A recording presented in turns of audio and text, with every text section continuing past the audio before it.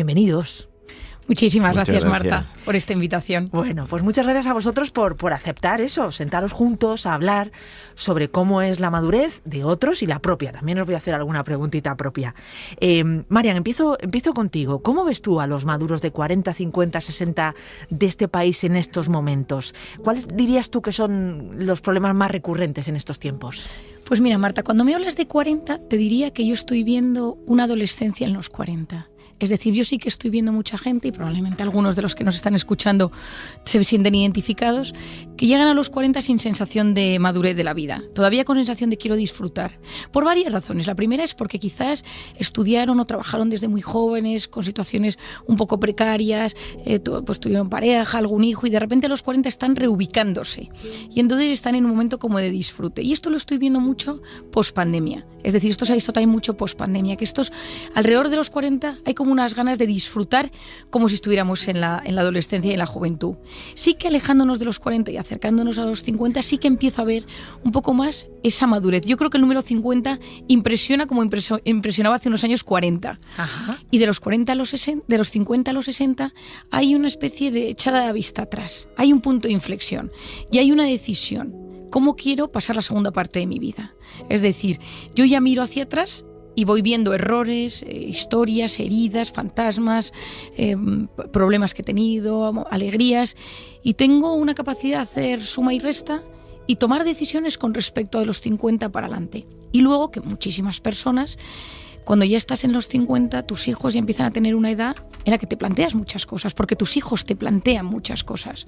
No es lo mismo lo que te plantean tus hijos a la de los 40, de los 30 y de los 40, que son más pequeños y que son gestiones del día a día, del colegio, de los amigos, a esa adolescencia que estás viviendo a los 50. Adolescencia tardía, pero la estás viviendo. Y entonces tú mismo te replanteas cosas al ver esa juventud fuerte, que ya hablábamos tú y yo hace unos minutos, que viene pisando fuerte con temas, con ideas transgresoras de todo tipo, clase y condición, y tú como un tipo de los 50 de repente echas la vista atrás y dices, ¿me estaré yo volviendo una persona que no soy capaz de conectar con la juventud?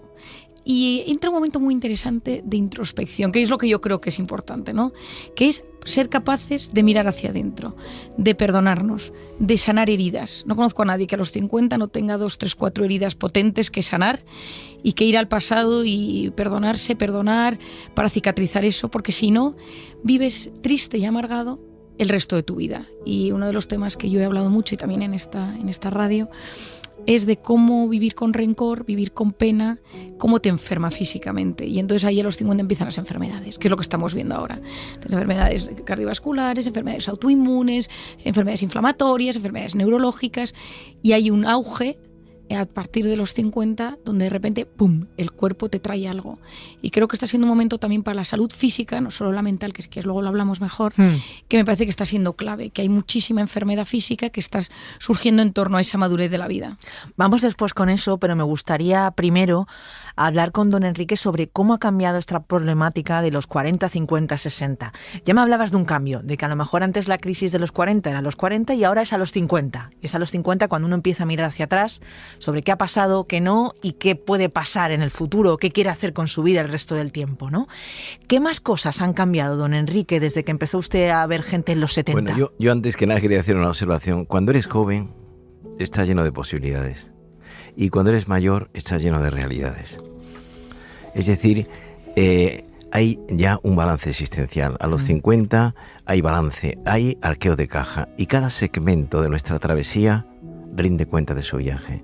Y hacemos cuentas con nosotros mismos. Y esas cuentas tienen 4 grandes ingredientes. Exploramos a los 50 años 4 cosas. El amor, el trabajo, la cultura y la amistad.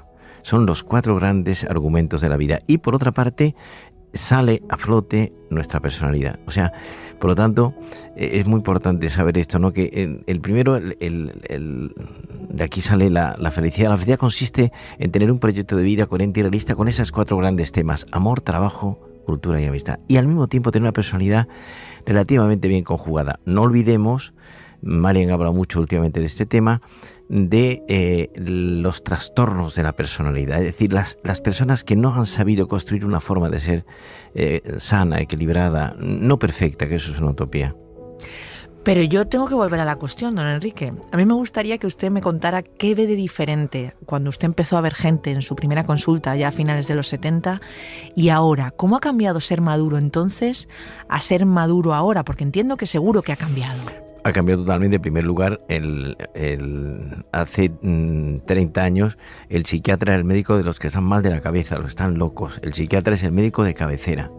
¿Cuáles son las cosas más importantes? Pues yo diría que son 4. En primer lugar, lo más frecuente a partir de los 50 es ansiedad, estrés. En segundo lugar, un estado depresivo. Asoma, se cuela en los entresijos de la personalidad, la melancolía y un largo etcétera. En tercer lugar, no encontrarse uno bien consigo mismo. Y en cuarto lugar, las crisis de pareja. Son 4 grandes temas que asoman, saltan, suben, bajan delante de nosotros. Y yo creo que, por ejemplo, cuando yo era joven, incluso estudiando yo medicina, nadie me habló a mí en la universidad de crisis de pareja. O sea, yo no recuerdo. Incluso me acuerdo cuando yo saqué mi libro, Remedios para el desamor, que me lo hizo el título, me lo dio Vallejo Nájera, un psiquiatra español que ya murió, sí, pero que tuvo mucho prestigio. Me dijo, Rojitas, me llamaba Rojitas, no sé si venderás muchos ejemplares. Hablo de hace 25 años, digo, bueno, alguno caerá. Ha sido un libro mío que he vendido casi 300.000 ejemplares de ese libro, ¿no? Por lo tanto, estas son, a mi juicio, las 4 grandes temas que vemos en la consulta hoy y ahora en gente en torno a los 50. Es curioso, ¿no? Eso que decía, que las crisis de pareja entonces no se comentaban. Era un tema del que se hablaba ni menos. Ni se estudiaban. Ni se estudiaban, tú fíjate el cambio. Y le he leído, don Enrique, que el concepto autoestima es relativamente nuevo. O sea, que tiene como 30 años. Hay 2 conceptos nuevos en psicología, que son autoestima y la autoestima es la valoración que uno hace positiva de sí mismo, sumando y restando las características personales, y luego el saber gestionar bien la propia afectividad. Ahora no me sale la palabra. Resiliencia. La resiliencia no se hablaba de ella hace unos años, que es la capacidad para superar las adversidades. Yo utilizo una fórmula de hace tiempo que es: la felicidad consiste en buena salud y mala memoria. La capacidad para olvidar es salud mental. Y al mismo tiempo, saber uno perdonarse a sí mismo fallos, errores, defectos. Lo decía antes Marian hace un momento, ¿no? Al hacer revisión de vida, errores, fallos, cosas que hemos metido la pata, ser tolerantes con uno mismo. Qué importante es eso. Perdonarse mucho, ¿no? Yo me digo eso. Perdonarse, o sea... Tengo que perdonar mucho. Claro, uno dice... Es que yo creo que es uno de los temas del siglo XXI. Nos están obligando, nos están a ser pluscuamperfectos en todas las facetas de nuestra vida. Tienes que hacer deporte, tienes que hacer pilates, tienes que hacer mindfulness, tienes que comer bien, tienes que comer sano, tienes que llevar bien a tus hijos al colegio y encima tener el mejor disfraz del día de Navidad o del día de Carnaval. Por otro lado, te tienes que formar, tienes que ser bueno en tu trabajo, tienes que tener una ambición, es que no da. Y luego encima tienes que cuidar a tus amigos y tener detalles, ¿no? Y aparte tener una pareja, si la tienes, bien cuidada, y si no la tienes, encontrarla, y si no quieres estar solo, pues aprender a estar solo y bien contigo mismo. Entonces, claro, da una sensación que yo creo que la gente que donde está, sobre todo en esa época, decir, mira, esto es imposible. Yo creo que durante la juventud aspiras a esa perfección que no se llega, y cuando llegas a la madurez dices, pues quizá no es tan posible, y lo que tengo es que aprender a disfrutar de lo bueno que me llega. Yo suelo decir que la felicidad al final no se define, se experimenta, consiste en ser capaz de disfrutar lo bueno que tenemos cada día y saber gestionar lo malo. Y yo creo que la madurez es un gran momento para plantearnos eso. Es decir, cuando me viene algo bueno lo disfruto, o estoy tan alerta por algo que me pasó hace años, o porque veo que el entorno está en incertidumbre que no disfruto ni de lo bueno. Y cuando me llega lo malo, vivo en un estado de alerta tan terrible que me bloqueo, que me enfermo. Y creo que la madurez es un momento para decir, oye, vamos a intentar aprender a gestionar todo lo que llega, disfrutando de lo bueno. Creo que la madurez es un gran momento para hacer, como decía, balance de caja de todo lo que he ido teniendo experiencia a lo largo de la vida. Quizá hay cosas que no eran buenas y me toca deshacer de ellas. Quería hacer una observación con respecto a lo que estabas diciendo tú, ¿sí?, de la felicidad. La palabra felicidad está hipertrofiada. Hoy continuamente ves cursos sobre la felicidad de aquí para allá. Yo he estado con un profesor de Harvard, Ben Hazar, que es muy famoso, profesor solo de felicidad, también con Martin Seligman, profesor de psicología positiva. Una observación, nota a pie de página: la felicidad absoluta no existe, se da en el otro barrio. Hay que aspirar a una felicidad relativa, que es llevarse bien con uno mismo y ser capaz de gestionar, de dirigir, de organizar un proyecto de vida coherente y realista en donde saltan los grandes temas de la vida. Pero insisto, la felicidad, voy a decir una fórmula que la tengo escrita en mi último libro, el que te he traído a ti, sí. Todo lo que tienes que saber sobre la vida, que es expectativas partido por resultados. La felicidad consiste, entre otras cosas, en moderar las ambiciones. Bueno, tener unas expectativas. O sea, quiero decir, yo suelo decir que hay que tener metas. De hecho, yo hablo muchas veces de que existe una zona en el cerebro que se llama el sistema reticular, que es aquello que nos ayuda de todo lo que existe a ver lo que nos interesa. Es decir, es nuestro filtrador, nuestro rastreador. Entonces, si una mujer se quiere quedar embarazada, de repente pues está pensando cómo tal, no le cuesta, pues que si la inflamación, que si la alimentación, empieza a haber cursos y de repente empieza a haber todo relacionado sobre maternidad o bebés o mujeres embarazadas por la calle. ¿Qué ha sucedido? Que su cerebro se ha activado un interés y entonces le pone eso delante. ¿Cuál es el tema? Que uno tiene que saber ponerse metas realistas y objetivas. Es un GPS para que tu cerebro te lo muestre. Por eso que se dice que lo que el corazón desea de verdad, la mente se lo acaba mostrando. Pues tenemos que saber lo que deseamos. Y en lo que deseamos a veces nos venden cosas que son imposibles. Yo muchas veces, yo tengo 4 niños y entonces alguna vez ves en las redes y tal, las familias con los niños, todos impecables, todos jugando, todos divirtiéndose y dices, bueno, y estos niños no se pelean, no se ponen enfermos, no se manchan. Yo digo, pero estos niños no se manchan. Los míos les vistes, esta mañana los he vestido para el campamento, han desayunado y ya se han ido 2 con manchas. Chico, la vida es así. Entonces, es decir, aprender también a que la vida, decía mi padre, Tal Ben-Shahar, que es el profesor de Harvard, que hace un curso de la felicidad en Harvard, que es el único curso que tiene lista de espera en Harvard, y él dice que la clave de la felicidad es aceptar el derecho al error y a la imperfección para ser feliz. Claro. Es decir, o tengo un error y acepto que me puedo equivocar y acepto que la vida está llena de imperfecciones, o me voy a pasar toda la vida sufriendo. Sí. Y creo que la madurez es un gran momento para darme cuenta, echar la vista atrás y sanar heridas. Yo cuando nosotros vemos pacientes en la consulta de estas edades, yo siempre digo, traumas, heridas, factores de estrés del pasado, que solo con pensar en ellos te generan perturbación. Y cierro esas heridas con muchísima delicadeza. Te quiero hacer una observación para que nuestros oyentes lo tengan claro. Nosotros, los psiquiatras, hoy se curan el 90% de las enfermedades psíquicas. Es impresionante lo que ha ocurrido. O se alivian, al menos. Se alivian, ¿no? Que eso es un cambio radical, ¿no? Claro, tú piensas que, por ejemplo, primero, que el psiquiatra ya no es el médico de los locos, de los que están mal de la cabeza. O sea, la gente decía, yo recuerdo que yo soy su padre se lo decía. Andaluz, mi padre era un psiquiatra español, Luis Rojas Ballesteros, mi padre estudió en Alemania, y en aquel tiempo, mi padre, cuando vino de Alemania, puso en su placa psiquiatra. Y entonces la gente que pasaba por la puerta decía psiquiatra, enfermedades de la piel. Y entonces cambió el cartel y puso enfermedades del sistema nervioso. De ahí viene, en Andalucía, donde yo nací, se habla de estás de los nervios. O sea, voy al médico de los nervios.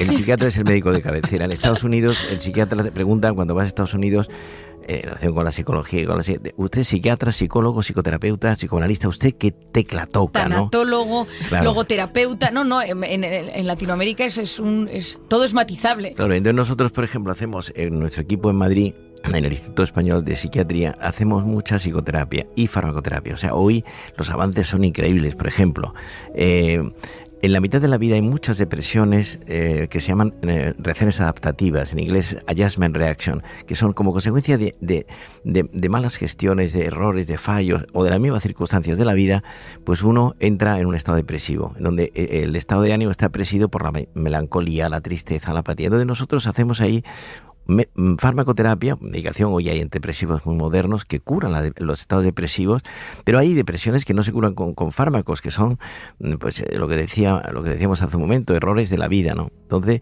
y luego la psicoterapia, que es arte y oficio, que es enseñarle a alguien a gestionar mejor su propia personalidad. Y es fundamental. Nosotros tenemos 2 grandes acantilados que son la vida, la inteligencia y la afectividad. Entonces, cómo la inteligencia es el foco luminoso que nos hace distinguir lo accesorio de lo fundamental. Y la afectividad es el mundo de las emociones, que es esencial. Entonces, ahí viene Goleman, que ha tenido tanta resonancia, la importancia de la inteligencia emocional. Claro. Por ejemplo, nosotros queremos organizar un curso, estamos preparándolo para noviembre. Un curso, va a ser una jornada, un sábado en Madrid, sobre inteligencia emocional. ¿Cómo te enamoras? ¿Cómo te mantienes enamorado? ¿Cómo te perdonas a ti mismo? ¿Cómo perdonas al otro?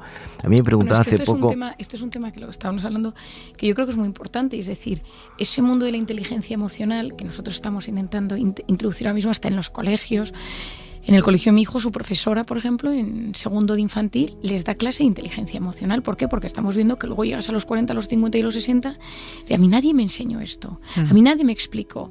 Parte de la divulgación que nosotros hacemos ahora mismo consiste en generar prevención en salud mental. Estamos hablando de que hay un 20-25% de la población medicada.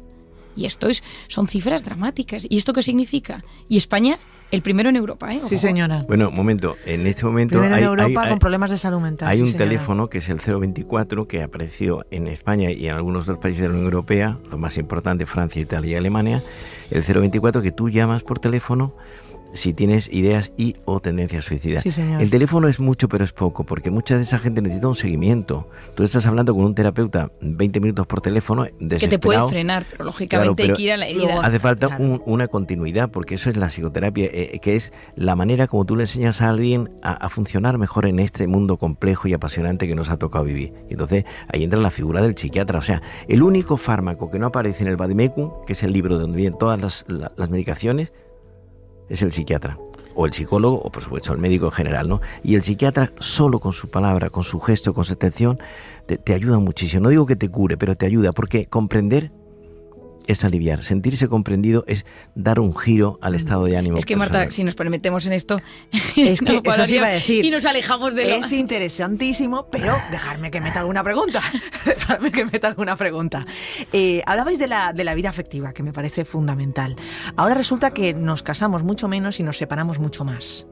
Y hay más separaciones, además, a los 40, 50, 60, que antes eran menos comunes, que después de muchos años la gente se separase. ¿A qué lo achacáis? ¿Qué pasa? Bueno, yo creo que hay un tema fundamental y es que estamos en el mundo de la hiperestimulación. Todo es posible y todo es posible en el ya. Gratificación instantánea. Quiero algo y lo quiero ya. Es decir, todo, las decisiones no se toman desde la reflexión, sino desde la tendencia, desde la emoción, desde el sentimiento, desde el impulso. Y eso es un problema, porque dejamos de decidir desde la cabeza. Entonces, tanto para ponerte en pareja, como para tener un hijo, como para mantener relaciones sexuales, es decir, son decisiones basadas en tendencias. Y eso nos aleja cada vez más de las decisiones con cabeza y nos acerca a las decisiones con emoción.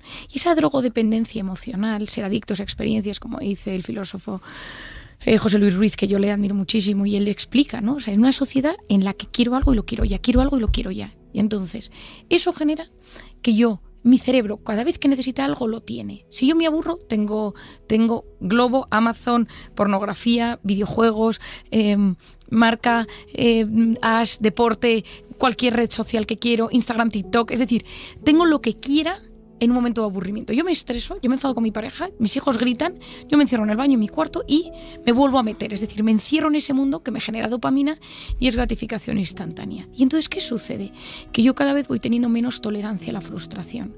Si yo a mi cerebro le doy siempre lo que quiere, le genero un cerebro caprichoso. Y esto, neurocientíficamente hablando, es una corteza prefrontal muy débil. Y entonces mi cerebro cada vez tiene menos capacidad de posponer la recompensa. ¿Qué pasa? Que la pareja o el trabajo son dos temas que no son de gratificación instantánea. O sea, quiero algo y lo tengo ya. No. Tú que seguro que tienes niños y estás en pareja y tu trabajo, las cosas a veces salen bien, a veces salen mal y necesitan constancia, perseverancia, voluntad, capacidad de comunicar, capacidad de pedir perdón, capacidad de posponer esa recompensa, decir esto no lo quiero. Y como la pareja a veces no somos capaces, hemos perdido la práctica en el día a día de esa constancia, perseverancia, voluntad, pedir perdón y decir, oye, que es que esto no es cuestión de fuegos artificiales, esto es un tema lento, que se va trabajando, es un tema de currárselo mucho. ¿Y qué sucede? Un segundo, que termino la idea. ¿Qué sucede? Que cuando yo estoy en una crisis de pareja, lo dejo. O sea, no tenemos herramientas, nuestro cerebro no está acostumbrado a esa lucha. Y entonces yo conozco muchas parejas, nosotros estamos todo el día viendo crisis de pareja, que son crisis individuales de uno de los dos que de repente dice, lo suelto. Pero como digo esto, suelto el trabajo. Y digo, ¿pero y dónde te vas a ir a trabajar? Ya encontraré algo. Antes era implanteable que una persona dejara su trabajo sin tener otra cosa. Pero ahora la sensación es más importante la emoción que yo siento que conectar racionalmente con mis ideales, con mi proyecto de vida, con mis metas, y esto, claro, está generando este problema. Ha dicho una cosa, María, que me parece muy interesante. Yo es que tomo nota de las cosas que dice mi hija. Eso luego os voy a preguntar, ¿qué aprendéis? No, porque es impresionante, porque tiene más rapidez que yo, más modernidad que yo y muchas cosas más, ¿no? Ha dicho una cosa muy buena, que muchas crisis de pareja son crisis personales. alguien que no está bien, yo hay un principio que digo en algún libro mío y en de todo lo que tienes que saber sobre la vida, que es que para estar bien con alguien hace falta estar bien con uno mismo. Claro. Y entonces entender que no existe nada más complejo, no digo difícil, más complejo, que tiene más ingredientes en su seno que la vida en pareja. No existe nada. O sea, en el pasado yo soy el séptimo del sexto de 7 hermanos. Mi hermano mayor, cuando que ya murió, Luis, que era notario, cuando terminó lo que se llama el preuniversitario, hacía un examen que se llama examen de estado, que te examinabas de todo. Eso es la vida en pareja, te examinas de todo. Entonces, y mucha gente no está preparada para eso. Entonces, y en ese examen salen partidas muy distintas. ¿Qué significa esto? Tres sugerencias para las parejas en crisis. Primero, evitar discusiones innecesarias. Importantísimo. Las parejas que funcionan discuten muy poco. Segundo, aprender a perdonar. Perdonar y olvidar forman un binomio. Cuando perdonas, olvidas 2 veces. Tercero, aprender a darle a las cosas que nos pasan en la pareja la importancia que tienen. No convertir un problema en un drama. Pero si no hay nada más difícil que 3 sugerencias para abrir boca. Pues con eso me quedo. Una más quiero, por favor. ¿Cómo es dejar de ser joven? ¿Cómo se debería uno enfrentar a que empiezan los achaques, las arrugas, el envejecimiento? ¿Es igual Marian para hombres que para mujeres? Que igual no lo es. ¿Cómo ha cambiado esto desde los 60 hasta aquí? ¿Ha cambiado o no? ¿Qué me decís? Bueno, es que creo que acabas de hacer una pregunta interesantísima y es que no queremos envejecer. Y te voy a dar un ejemplo. Me voy un poco lejos, pero lo vas a entender. Yo suelo decir que la felicidad depende del sentido que le damos a la vida. Y entonces empecé mucho a investigar el sentido de la vida, ¿no? Porque una vida que no tiene sentido, sustituyes el sentido de la vida por sensaciones. Y entonces empecé a investigar qué era el sentido de la vida y llegué hasta Japón. Japón es el famoso Ikigai, que ellos denominan. Hay muchísima gente que ha investigado y escrito sobre ellos. Y todos los años en Estados Unidos se estudia quién es la persona más longeva del mundo. Y esta persona suele estar en Japón, en una isla que es Okinawa y en un pueblo que es Ojimi. Entonces se han ido los americanos a Ojimi a ver qué comen, qué respiran, qué piensan, qué hacen los de Ojimi. Y ellos han respondido 5 cosas. Bueno, responden mucho y hay muchos libros al respecto, pero te lo voy a resumir en 5 ideas. Sí. La primera es que son personas que aceptan envejecer. La segunda es que son personas que el envejecimiento no es que estás desterrado al exilio. O sea, en el primer mundo, en España, en países occidentales, envejecer es un drama. Te dejan de escuchar, dejas de ser importante en muchos lugares, te cuesta más conseguir trabajo. En estos países, la gente que envejece es la gente que tiene sabiduría y los jóvenes acuden a ellos a pedirles consejo. Tú piensa esto, tradúcelo a cómo sucede en España o en es que nada, es que no tiene nada que ver. Aquí al revés, a los mayores los dejas de escuchar porque te parece que son personas que han perdido la modernidad, que han perdido la capacidad de conectar con las novedades. Tercero, es que son personas que conectan muy bien con la naturaleza, que se alimentan bien y que saben rodearse de personas que les sanan. Es decir, sensación de comunidad. Entonces, mucho del problema que está sucediendo del envejecimiento es, por un lado, que nos negamos a envejecer y 2, el tema de la soledad. Primero, nos negamos a envejecer. En la mujer, el tema de la piel, el tema del deporte. Yo el otro día vino a mi consulta una señora chica de 55 años. Yo siempre hubiera dicho señora, pero a ella le gustaría chica y venía con unos vaqueros rotos, con una especie de alpargatas hiper fashions y su hija estaba en la salita de espera que había terminado el cole y la venía a buscar. Iban iguales vestidas, la hija de 15 y 16 y ella, ¿no? Es decir, esa sensación de, pues, me dice Marian, es que yo soy muy joven y entonces yo voy con mi hija y nos compramos la ropa juntas, que me parece bien, simplemente le digo, dice, veis que yo no quiero envejecer, Marian. Entonces ella, pues, y luego está todo el tema de los retoques, ¿no? Es decir, es frenar el envejecimiento. Yo creo que al final, y esto lo explica mejor mi padre que yo, que al final la edad está en el corazón y en el alma, en las ilusiones, en el espíritu. Hay gente muy mayor que tiene un espíritu muy joven y gente muy joven que tiene un espíritu muy mayor. Y eso depende mucho de cómo te enfrentas y la actitud que tú tienes ante la vida. Y yo creo que a veces hay que aceptar y otras veces hay que cuidarse y decir, oye, que me apetece estar más mona. Te voy a decir la frontera para mí entre una persona mayor y una persona que se hace vieja. Una persona se hace vieja cuando sustituye sus ilusiones por sus recuerdos. Totalmente. Cuando empiezas a mirar más hacia atrás que hacia adelante. Te mantienes vivo y coleando. Hay 2 cosas fundamentales: ilusiones y curiosidad.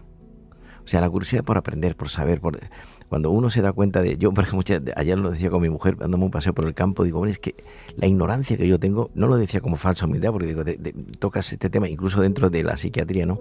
Y tener siempre ilusiones, retos, objetivos, cosas por cumplir. Y una nota a pie de página, hacer algo por los demás. Es decir, qué gran cosa es intentar ayudar a los demás en lo que uno buenamente pueda. Muchas veces, a nosotros nos pasa con mucha frecuencia, es que yo digo, viene mucha gente a la consulta que es millonaria de tiempo libre. Gente viene todo el día y yo que tengo un reloj... Esos son los millonarios en serio, ¿eh? No le dice, mi padre le suele decir cuando se despide, tú eres millonario de una cosa que a mí me falta, y claro, todo el mundo se queda y dice, tú tienes tiempo libre. Claro, yo sé lo que es una hora. Por ejemplo, yo ayer, que era domingo, estuve estudiando, todos los domingos estudio 3 horas, de 10 de la noche, 10 y cuarto a 1 y cuarto, 1 y media, ¿no? 3 horas. Yo pienso cuando empecé con esto hace ya muchos años, digo, 3 horas para mí, para leer, para estudiar, para hacer recortes de cosas de prensa, de cosas que he cogido, ¿no? Entonces es fundamental esto, no tener ilusiones. Conozco mucha gente joven que está vieja y conozco gente muy mayor que está llena de fuerza, de energía, ¿no? Y que te coja el final de la vida vivo y coleando. Bueno, y ha dicho una cosa, que es que esas ilusiones, el otro día yo vi a un señor de 70 años, son 2 gemelos, ¿no? Y trato a los gemelos. Y entonces uno se jubiló a los 65, tenía un trabajo que le encantaba y se deprimió. De repente entró en Barrena, que esto es un problema, porque claro, mucha gente se prejubila y estamos en esa edad. Sí, entonces, claro, de repente te quedas sin esa ilusión profesional y te tienes que agarrar a un carro vital, porque si no, el día se hace eterno, ¿eh? Gente que no tiene nada que hacer. Y el gemelo, que no tiene nada que ver con él, ahora le acaban de... Bueno, se acaba de jubilar por su trabajo y tal, y entonces otro día venía a mi consulta, él viene por otro tema, y dice, Marín, qué ilusión, por fin puedo hacer el curso de historia que tenía programado de toda la vida, puedo viajar a este sitio con mi mujer que quería conocer. Es decir, siendo gemelos, dos personalidades completamente distintas. Él tiene toda la ilusión de, Marian, tengo 20 años por delante, y el otro es, ¿ahora qué voy a hacer? Y yo cuando era, y yo cuando trabajaba, y cuando yo ascendí. Es decir, ese recuerdo y ese... Te voy a terminar con una porque veo que el time flies. Sí. Bueno, es que os lo coméis. Es que os coméis el tiempo. El tiempo vuela. Tenemos nosotros una pregunta, tenemos nosotros, María y yo, un síndrome por exceso de información. Sí. Entonces, captar la realidad, leer, hacer una lectura correcta de la realidad. Y quiero terminar que tiene que hacer otra pregunta, con Cervantes, hacer la pregunta que quiera, con Cervantes. Venga. Don Quijote y Sancho, el alma española, el idealista y el realista. Don Quijote en un momento determinado ve unos molinos de viento, ve unos gigantes que vienen contra él, y Sancho ve unos molinos de viento. En otro momento, Don Quijote ve un lugar maravilloso, un palacio y unas mujeres extraordinarias, y Sancho ve una taberna, una venta y las mujeres del lugar. En otro momento, Don Quijote ve unos ejércitos que vienen contra él, y Sancho ve que son 2 rebaños de ovejas con los pastores. En otro momento, Don Quijote ve un hombre maravilloso que trae el yelmo de Bambrino, y Sancho ve el barbero del pueblo de al lado que se había puesto la bacía para quitar el jabón encima de la cabeza y brillaba por el sol. Aprender a hacer una lectura correcta y sana de nuestra trayectoria personal. Y la peripecia, me gusta mucho cómo usas el término, ¿no? La idea de que con cualquier cosa que te ocurra tú consigas hacer una pirueta. Esto es. ¿No? Que te hace sentir... La cultura es convertir cualquier cosa que uno hace en una pirueta inteligente, ¿no? Y la cultura es libertad, la cultura es un saber de 5 estrellas. Sí, señor. Bueno, pues para acabar, como este programa intenta mezclar generaciones, a mí me gustaría que nos dierais algunas pistas sobre cómo mejorar esas relaciones intergeneracionales, porque surgen asperezas con el tiempo, desencuentros ideológicos, incomprensiones por decisiones vitales de unos y de otros.